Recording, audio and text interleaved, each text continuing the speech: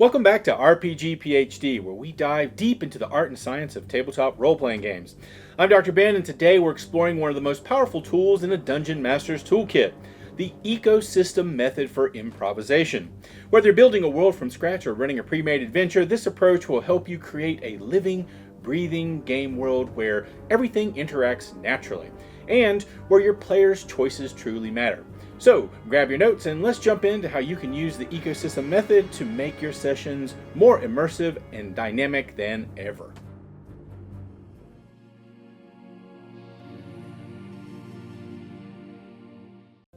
Improvisation is a crucial skill for any Dungeon Master, as it allows the game to flow smoothly, keeping players engaged in the narrative dynamic.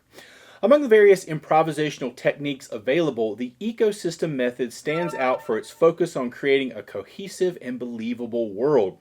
This method encourages DMs to view their settings not just as static backdrops, but as living, breathing ecosystems where everything interacts naturally. Many new Dungeon Masters often express difficulty when it comes to improvising in the moment, especially when faced with the pressure of coming up with something interesting on the spot.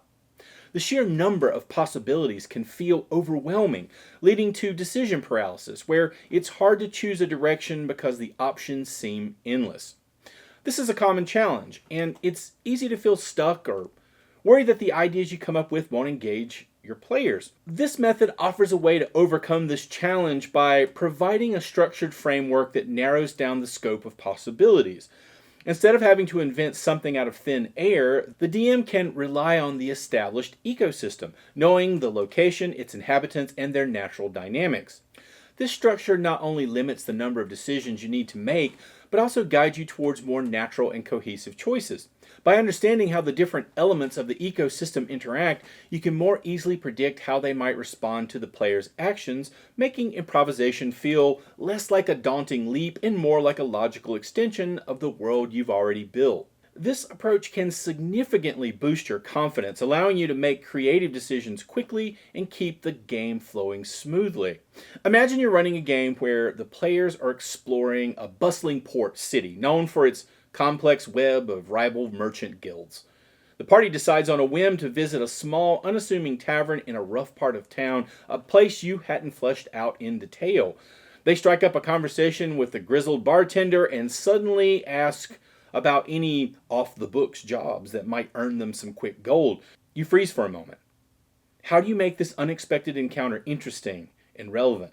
You draw on the elements already present in the city's ecosystem. You know that the city's economy is driven by these merchant guilds, each vying for control over trade routes and resources.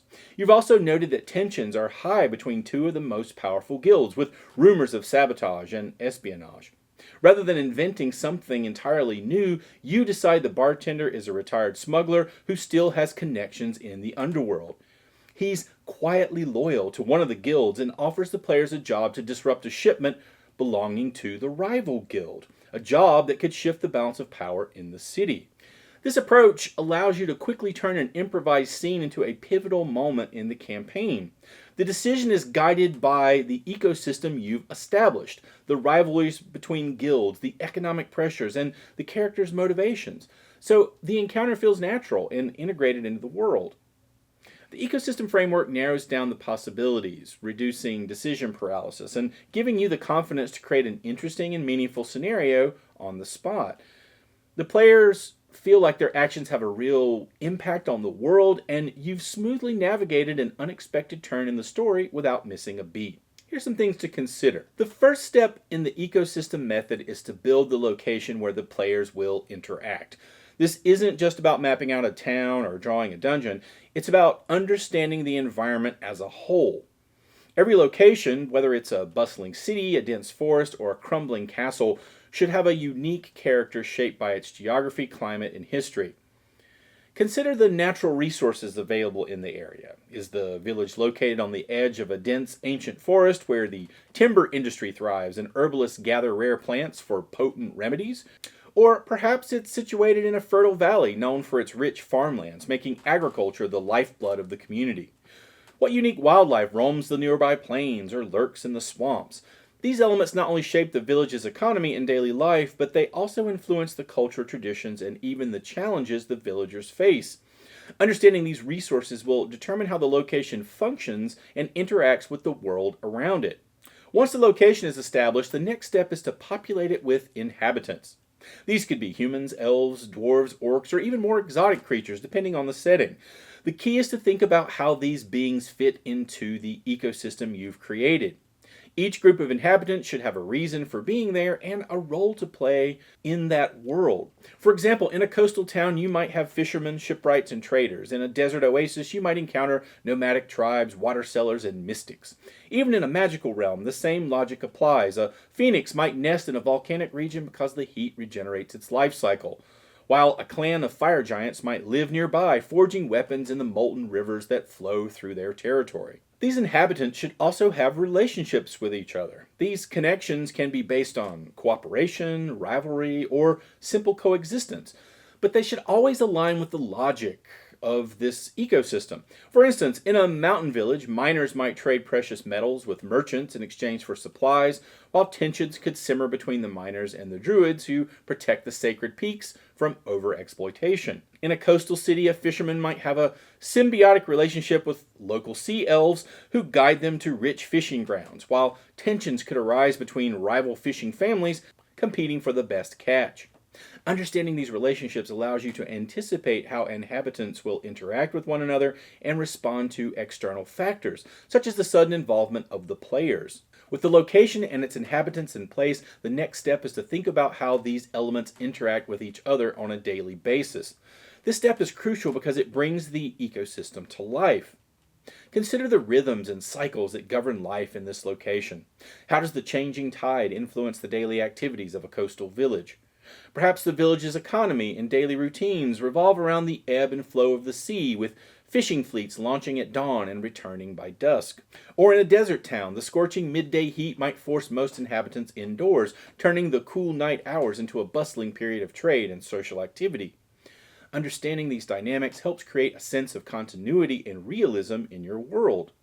Interactions can also be more immediate and situational. For example, if a new trade route opens, how do the local merchants and bandits react? Perhaps the merchants seize the opportunity to expand their businesses, while bandits see new targets to raid. Or, if an ancient artifact is discovered in the town square, how do the religious leaders and scholars respond? Maybe the religious leaders claim it as a sacred relic, while scholars argue for its study and preservation. These interactions should feel natural and inevitable, arising from the established relationships and dynamics within the ecosystem. Finally, when players enter the scene, the ecosystem method helps guide your improvisation. Instead of forcing a pre-planned narrative, you can think about how the ecosystem would naturally respond to the player's actions. When players interact with the inhabitants, consider what the most natural reaction would be based on the established dynamics. If the players help a local merchant fend off bandits, the merchant might offer them a discount or provide valuable information. If they anger a powerful figure, that person might retaliate using the resources and allies available within the world. This method also allows for emergent storytelling, where the narrative evolves based on the player's natural choices and the natural responses of the world.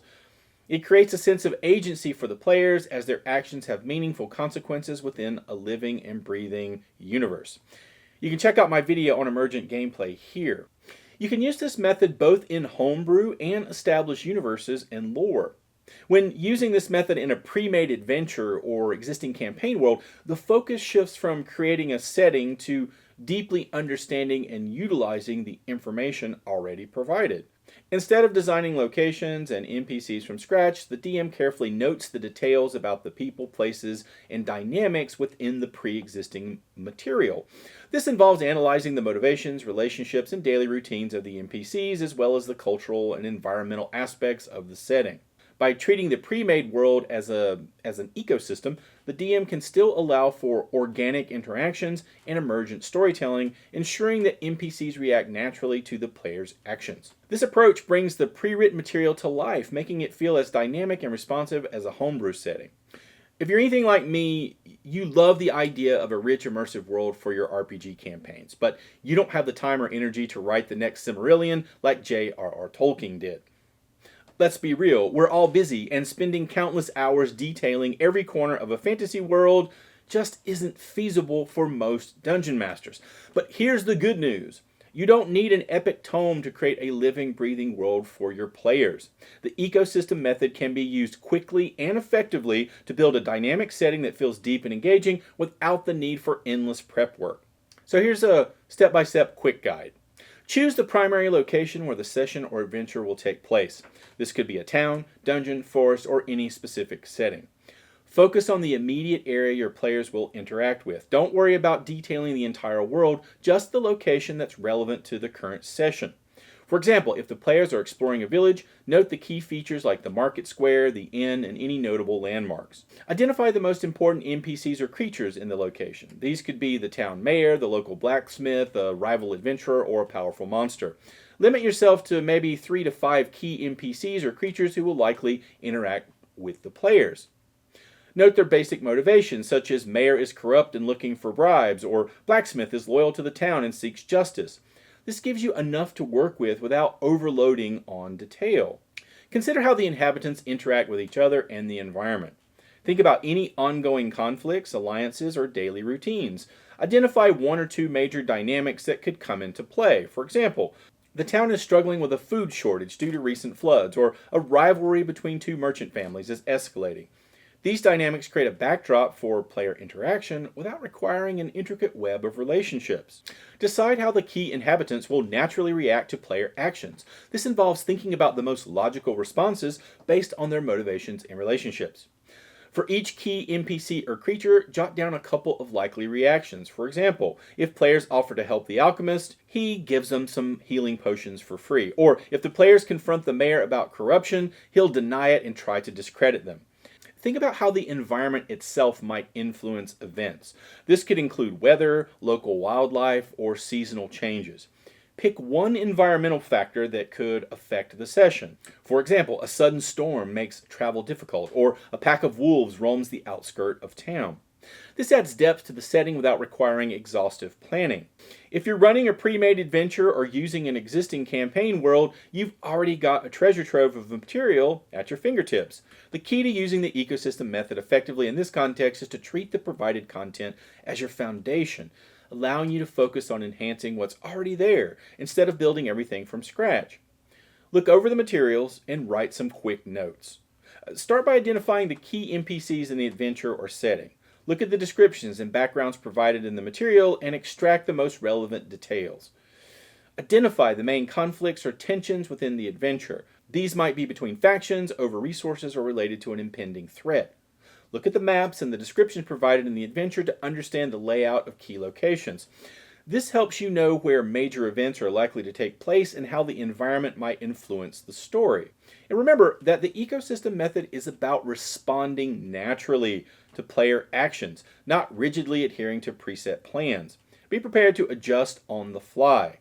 If players take an unexpected action, think about how the ecosystem you've established would logically react. This flexibility allows you to maintain immersion without needing every detail in advance. And that's how the ecosystem method can transform your improvisation as a dungeon master, turning those unexpected moments into some of the most memorable parts of your game. Remember, it's all about creating a living, breathing world where every decision feels natural and meaningful. If you found this video helpful, don't forget to hit that like and subscribe button for more deep dives into the art of tabletop role-playing. As always, if you have any questions or want to share your own experiences with the ecosystem method, drop a comment below. I'd love to hear from you. Thanks for watching RPG PhD, and until next time, keep your worlds dynamic and your adventures epic. See you next time.